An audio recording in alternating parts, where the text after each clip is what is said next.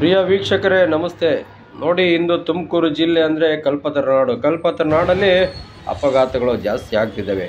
ಯಾಕೆ ಜಾಸ್ತಿ ಆಗ್ತಿದ್ದಾವೆ ಅಂದರೆ ಹೇಳೋಕ್ಕೆ ಸಾಧ್ಯ. ಒಂದಲ್ಲ ಒಂದು ಸಮಸ್ಯೆ ಆಗ್ತದೆ. ಇದು ಮಾನ್ಯ ಗೃಹ ಸಚಿವರು ಡಾಕ್ಟರ್ ಜಿ ಪರಮೇಶ್ವರ್ ಸಾಹೇಬ್ರ ಊರು.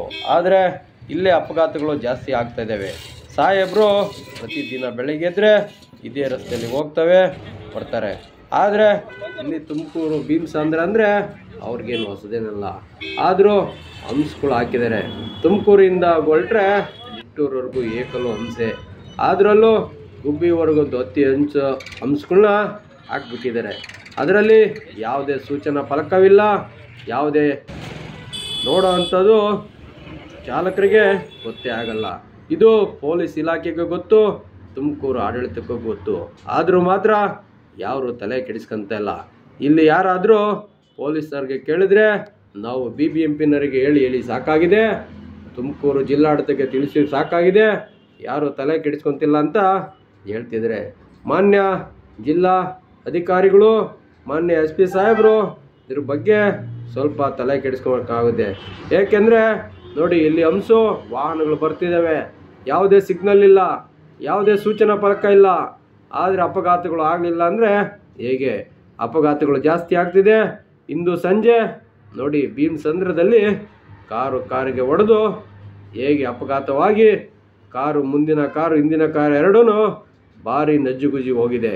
ಆದರೆ ಯಾವುದೇ ಪ್ರಾಣಾಪಾಯ ಆಗಿಲ್ಲ. ದಯಮಾಡಿ ಇತ್ತ ಜಿಲ್ಲಾಡಳಿತ ನೋಡಬೇಕಾಗಿದೆ.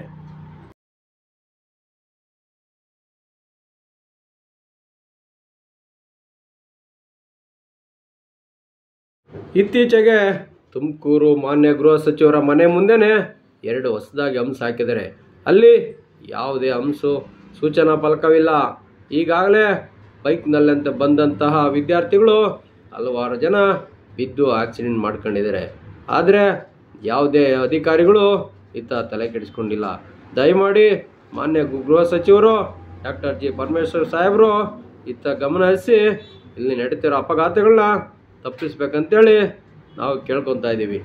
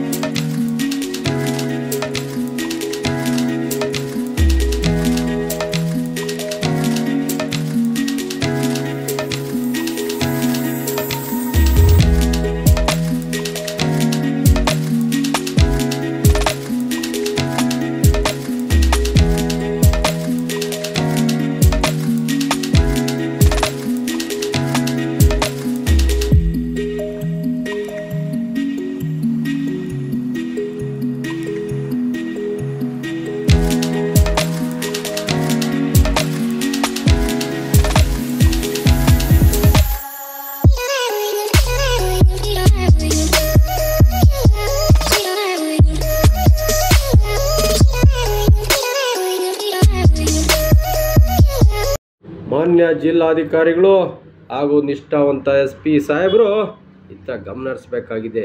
ಇದರಿಂದ ಅಪಘಾತಗಳನ್ನ ತಾವು ಇತ್ತ ಗಮನಹರಿಸಿ ಅಪಘಾತ ನಿಲ್ಲಿಸಬೇಕಾಗಿದೆ. ಮಾನ್ಯ ಗೃಹ ಸಚಿವರು ದಯಮಾಡಿ ಸಾರ್ವಜನಿಕರು ಕೇಳ್ಕೊತಿದ್ದಾರೆ, ದಯಮಾಡಿ ನಿಮ್ಮ ಮೇಲೆ ಒತ್ತಡ ಹಾಕ್ತಿದ್ದಾರೆ. ದಯಮಾಡಿ ಇದೊಂದು ಅಪಘಾತನ ತಪ್ಪಿಸಿ. ಇಲ್ಲ ಅಂದರೆ ಇಲ್ಲಿ ಎಷ್ಟೋ ಅಪಘಾತಗಳಾಗಿ ಸಾವಿರಾರು ಜನ ಸಾಯೋ ಪರಿಸ್ಥಿತಿ ಬರ್ತದೆ. ದಯಮಾಡಿ ಈ ಅಪಘಾತನ ತಪ್ಪಿಸ್ಬೇಕಂತ ನಮ್ಮ ಮಾಧ್ಯಮದ ಮುಖಾಂತರ ಕೇಳ್ತಾ ಇದ್ದೀವಿ.